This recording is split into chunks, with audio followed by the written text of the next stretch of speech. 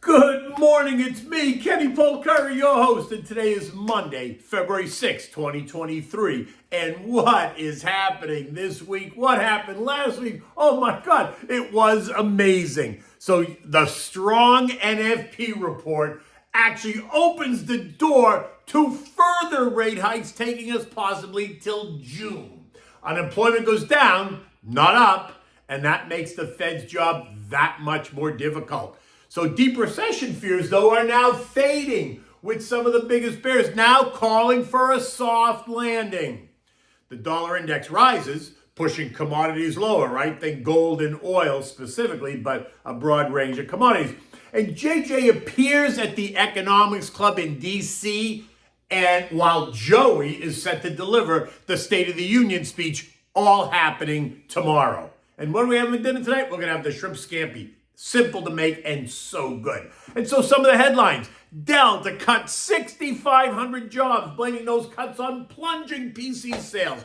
Disney, the employee union, demanding a raise, saying that life in Central Florida is too damn expensive. Sharply rising new car prices are pricing many buyers out of the market. And Tesla, which first cuts, then raises prices on their Model Y SUV here in the States. Goldman Sachs raises their short-term S&P target to 4,000, saying that a soft landing is possible. Oh boy.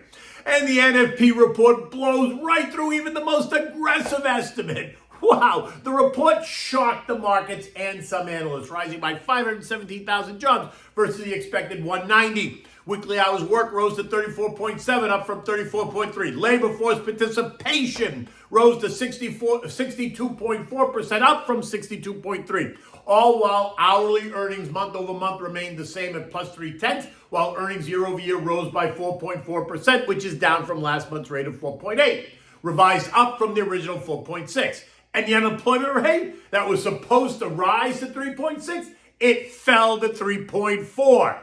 which is now a bigger problem for JJ. And the ISM Services PMI shot higher, coming in at 55.2, expansionary territory, up from last month's 49.2, which was contractionary. And that also is not what the Fed wants to hear, because the U.S. economy is 75% services. So that to see a surge in that number while the Fed is trying to slow things down is only going to force workers, union and otherwise, to demand higher pay, forcing the Fed to stay the course of pushing rates higher for longer and then holding them higher for longer.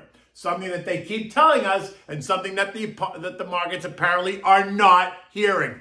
So what's it mean? Well, first of all, while the number was extremely strong, let's not forget, many of those jobs were returning striking rail workers. So can you honestly say that those newly minted jobs, that they were newly minted jobs? No, you can't.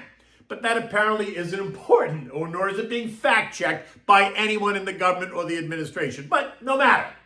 The fact is that even after you adjust for those jobs, the number was still strong, and it was stronger than the expectation. So again, what does it mean? Well, it means the Fed is going to have to remain aggressive, right? It's going to be a more difficult time for us if their focus is to crush demand by crushing employment. Apparently, the 8 rate hikes that are slowing parts of the economy are not slowing the job market, nor slowing wage increases. And that has the ability to continue to put pressure, upward pressure on prices, right? Think inflation. But you say, but inflation's coming down. No?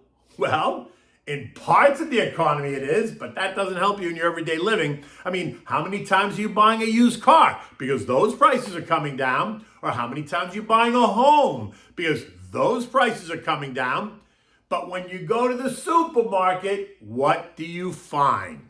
Higher prices for everything you need. Steak, chicken, pork, eggs, milk, butter, pasta, veggies, and the list goes on. And what about utilities? All right, the price of electricity is up significantly. I mean, my utility bill here in Florida Power and Light rose by 40% after they raised the electric rate by 18%.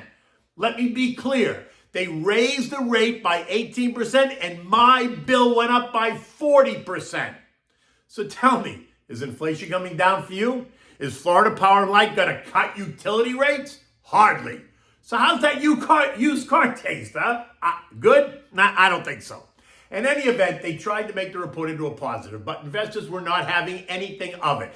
The strong NFP report, coupled with the disappointing earnings guidance out of the three big A's, Apple, Amazon, and Alphabet, left the markets confused. And when they're confused, they usually go lower until they can clarify the news. And if the news still isn't good, then the market will continue to go lower. And that's exactly what happened on Friday, after they did try to rally it, but it failed. And by the end of the day, the indices were all lower, right? The Dow lost 127 or 0.4%. The S&P gave up 44 points or 1%. The NASDAQ lost 194 points or 1.6%. The Russell down 16 points or 0.8, while the transports gave back 123 points, also 0.8%. Okay, that being said, should you be fighting the Fed or fighting the tape?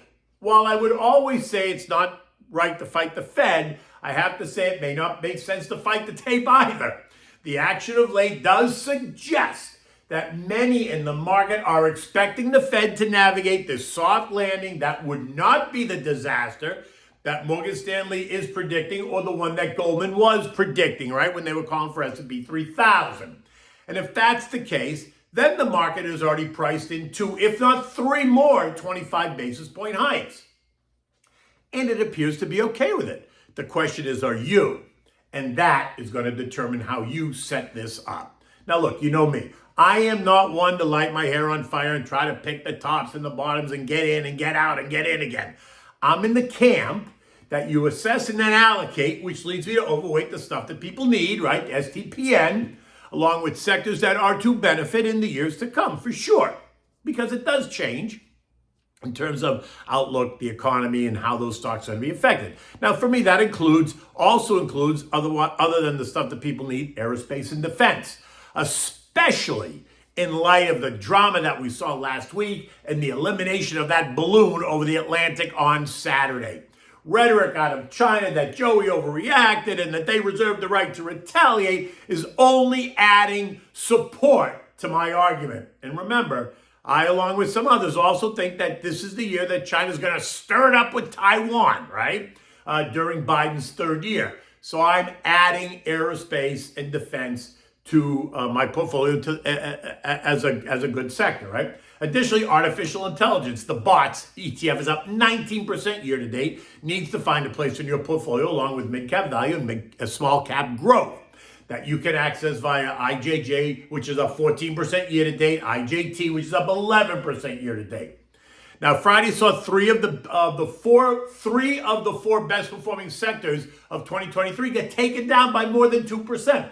Consumer discretionary down 3%, communications down by 2.1%, and real estate down by 2.1%. And that does make some sense, since these appear to be a bit overbought, and with rates rising, there's going to be some pressure. The contra trades, the ones that get you short, did have an okay day on Friday, but they're down substantially on the year, right? The PSQ gets you short the NASDAQ, down 13%. SH gets you short the S&P, down 7%, and the dog is off by 2%. And that reflects the exact opposite of the indexes they represent, right? NASDAQ's up 14%, the S&P is up 7%, and the Dow is up 2.4%. The value trade, SPYV, and the growth trade, SPYG, continue to struggle for the lead, with value up 8.5% and growth up 7.3%. The dollar index, the DXY, surged on Friday on the back of the strong NFP report. Think higher rates are going to cause the dollar to move up, which it did, causing commodities to move down, which they did. The dollar index ended the day up $1.21 or 1.2%.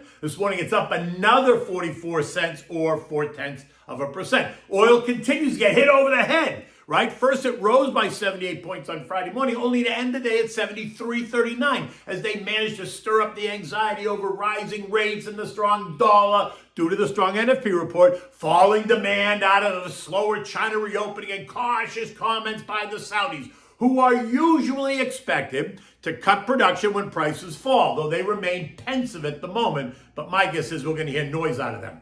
There is talk, though, on Bloomberg that several prominent analysts, oil analysts, are warning us that rising oil demand around the world is about to push oil beyond $100 a barrel, right? Which is a 37% increase from its current level. And remember, Joey still needs to refill the Strategic Petroleum Reserve and was looking to be a buyer right in here.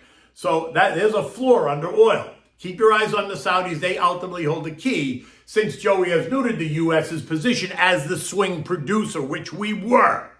Oil is trading up 23 cents at 73.60 a barrel. Gold fell $56 on Friday on the back of that strong NFP report and the rise in the dollar, which suggests the Fed is going full speed ahead, right? And not pausing or pivoting. But I do think the move was a bit overdone, and this morning gold is trading up $9 at $18.85 an ounce, just a hair above the short-term 50-day moving average. My guess is that the dramatic move lower was a knee-jerk reaction, right? Since nothing has really changed. The economy remains stronger than what the Fed wants, so expect rates to continue to move up. Yet I'm still in the camp that gold will be a beneficiary as inflation remains stubborn. U.S. futures are lower this morning. Dow futures down 275, S&P up 42, the NASDAQ down 155, the Russell down 20. J.J. Powell is due to give a speech at the Economics Club of Washington tomorrow afternoon, and we can expect that all eyes and ears is going to be on him as he takes the podium. Recall that it was his comments on disinflation, a word that he used 15 times, that caused the algos to push stocks higher last week, during the week, assuming that the end of the rate hikes is near, which it is not. We have at least 2 more hikes on the table, if not 3. Many now suggesting we won't see a pause until June, which means if we get 3 more 25 basis point hikes, we're going to be in the 5.25, 5.5 range, a level that was not ever out of the question.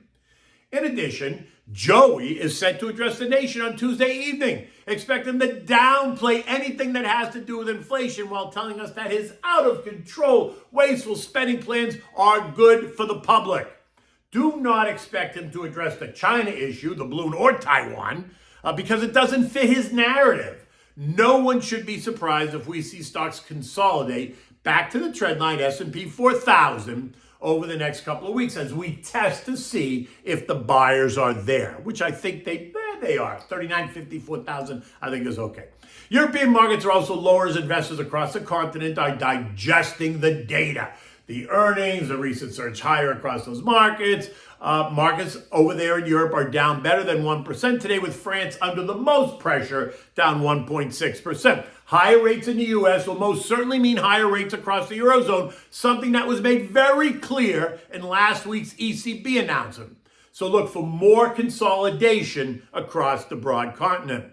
The S&P on Friday closed at 4136, down 43 points, trading as low as 4123 before finding any support. We're still holding well above that 4,000 trend line, but as I said, don't be surprised to see stocks consolidate and test that trend line as we digest all the data, both the macroeconomic data as well as the microeconomic, meaning earnings.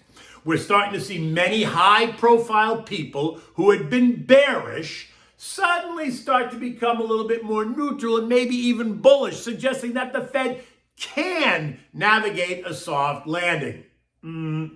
It's interesting, but I'm still not in that camp yet. I just don't see how they can pull it off. But look, I'm willing to be proved wrong. Remember, it's about building a strong foundation, dollar cost averaging into it, keep reinvesting all your dividends is the plan, and have that money work for you. Buy names on weakness, as long as the weakness is not a fundamental shift in the sector or the name, right? So you have to kind of stay on top of it, do your homework. No one ever said it was going to be easy. Okay, so we have for dinner tonight. We're having shrimp scampi. So delicious. This takes total of 12 minutes to prepare and serve. It's an easy dish. Maybe that appears harder than it really is. But for this, you need just a couple of things. You need a pound of large, clean, deveined shrimp. You need butter, olive oil, garlic, lemon, white wine, chopped parsley, salt and pepper, a pound of linguine, and of course you need plenty of fresh grated Parmigiana cheese, although the Italians will tell you you never put cheese on fish. Well, shrimp are not fish. Let's just put it that way. Bring a pot of salted water to a rolling boil, put it on the back burner. That takes about 10 minutes to heat up, right? When it starts boiling, add the linguine, right? And you cook it for about 8 minutes. But while you do that, while the water's heating up in a big saute pan, melt the butter, Add a splash of olive oil, add the crushed and sliced garlic, saute it around. Keep the heat on medium so you don't burn the butter or the garlic. Now add the shrimp. Salt and pepper, saute it quickly until it's pink on both sides. No more than 5 minutes, by the time you do both sides. Now add the juice of 1 lemon, complement it with a little bit of white wine. You know me, Pinot Grigio, Santa Margarita, about no more than 1/4 cup in the pan, right? Turn the heat up.